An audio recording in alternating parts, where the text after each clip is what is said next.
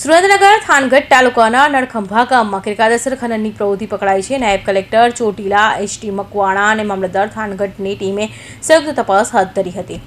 સુરેન્દ્રનગર થાનગઢ તાલુકાના નળખંભા ગામમાં રઘા જીવણભાઈ કોળી પટેલની માલિકીની જમીન સર્વે નંબર 132માં તપાસ દરમિયાન 3 કૂવા મળી આવ્યા હતા। એક કૂવામાં કાર્બોલેસ સેલનું ગેરકાયદેસર ખનન થતું હતું। અધિકારીઓ જોઈને ખનન કરનાર નાસી છૂટ્યા હતા। કૂવામાંથી 11 મજૂરોને સલામત રીતે બહાર કાઢવામાં આવ્યા હતા।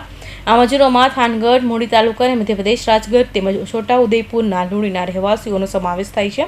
સ્થળ પરથી એક સરખી 3 બકેટ, એક કમ્પ્રેસર અને 15 ટન કાર્બોસેલ મળી કુલ 8 લાખ રૂપિયાનો મુદ્દામાલ જપ્ત કરવામાં આવ્યો છે। તપાસણી કરતા કુલ 3 કૂવા મળી આવેલ છે અને લાઈવ કૂવાની અંદર જે મજૂરો કામ કરતા હતા એ અંદર હતા અને એ તમામે તમામ 12 મજૂરોને રેસ્ક્યુ કરી અને બહાર કાઢવામાં આવેલ છે સહી સલામત રીતે। સાથે સાથે એક ચરખી, એક જનરેટર અને 15 ટન કાર્બોસેલનો જથ્થો એમ મળીને કુલ 8 લાખનો જથ્થો જપ્ત કરવામાં આવેલ છે।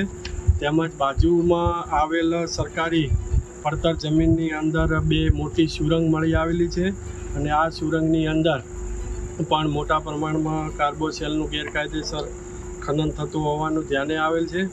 આમાં જે મજૂરો કામ કરતા હતા તે નાસી ગયેલ છે, પરંતુ એની અંદર બકેટ અને ડિટોનેટર જેવા જે એક્સપ્લોઝિવ છે એ મળી આવેલ છે।